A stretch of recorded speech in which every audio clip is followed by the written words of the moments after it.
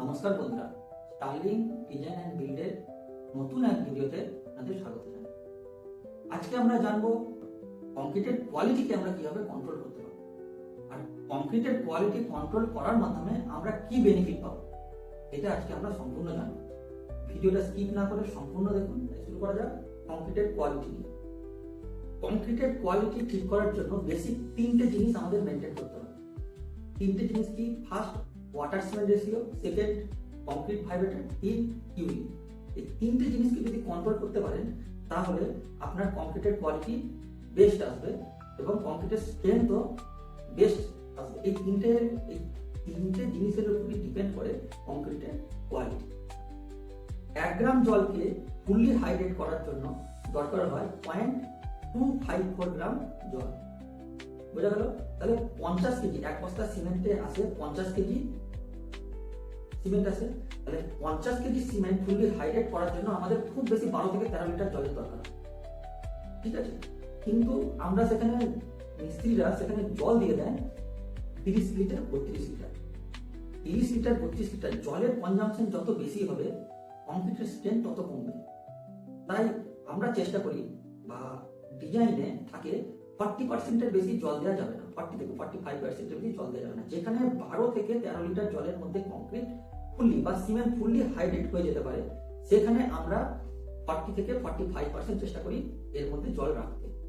ঠিক আছে, তাহলে 40 থেকে 45% জল বলতে বোঝা যায় কি 20 থেকে 22 লিটারের মধ্যে আমরা জল রাখতে পারি।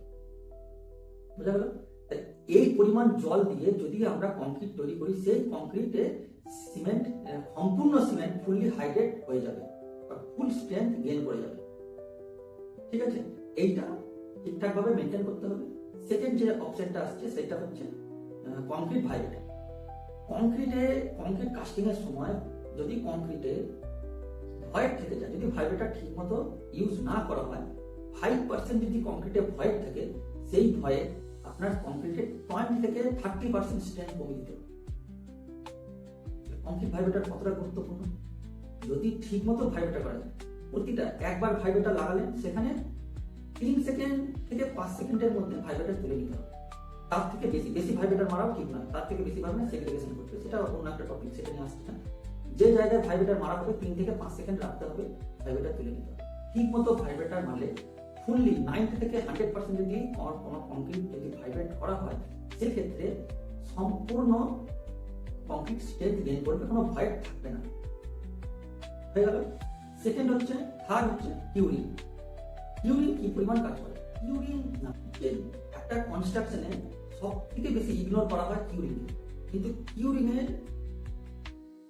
এর উপকারিতা অপরিসীম, সেটা মানে বলে শেষ হবে না। কিউরিং একটা ছোট্ট একটা জিনিস, সেইটাকে ম্যাক্সিমাম কনস্ট্রাকশনে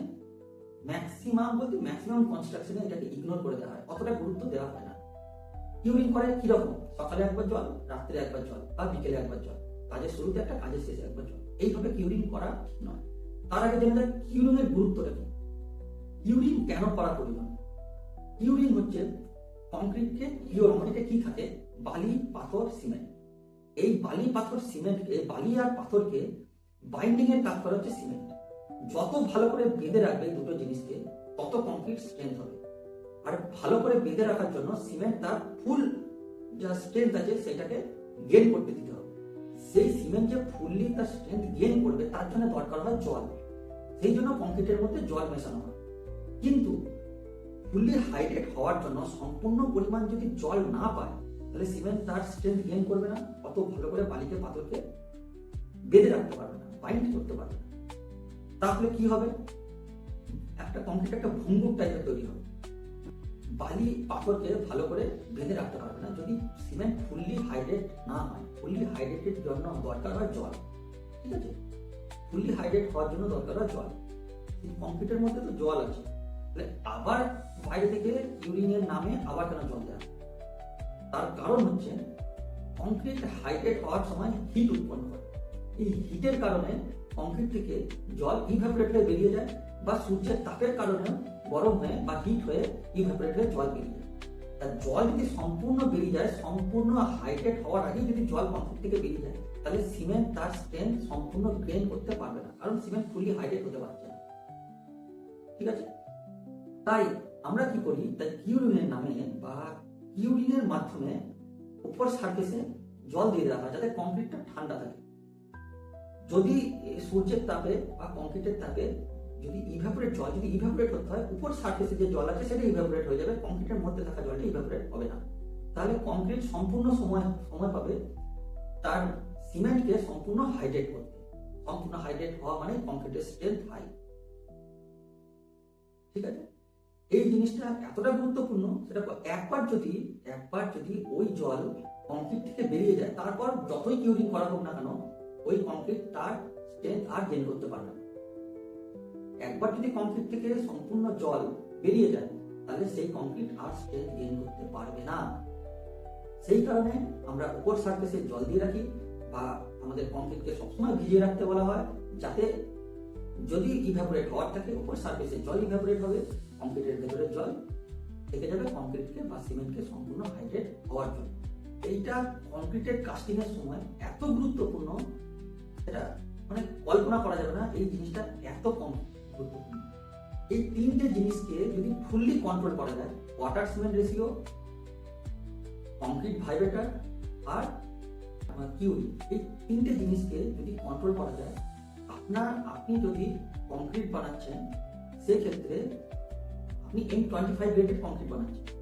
M25 গ্রেডের কংক্রিট বানাতে আপনার সিমেন্ট লাগছে 400 কেজি, কিন্তু আপনি সেখানে ইউজ করছেন 350 কেজি পার এম কিউবে।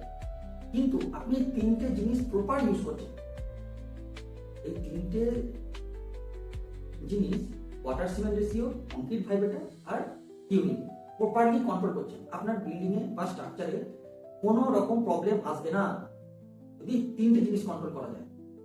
এই তিনটে জিনিস কন্ট্রোলের মাধ্যমে কংক্রিটের স্ট্রেংথ তৈরি হয়, কংক্রিটের সিমেন্টের ওয়েস্টেজ কেও আমরা কন্ট্রোল করতে পারি। যেখানে আপনার M20 গ্রেডের কংক্রিটে কাজ মিটে যাবে, সেইখানে M25 গ্রেডের কংক্রিট দিয়ে কাস্টিং করা হয়, কারণ এই তিনটে জিনিসকে আমরা কন্ট্রোল করতে পারি না বা কন্ট্রোল করি না বা গুরুত্ব দিই না। পার এম কিউবে এক ব্যাগ সিমেন্ট মানে আপনার 20 এম কিউবের যদি কাস্টিং থাকে 20 ব্যাগ সিমেন্ট, মিনিমাম 10,000 টাকার কাছাকাছি। এই তিনটে জিনিস এতটাই গুরুত্বপূর্ণ।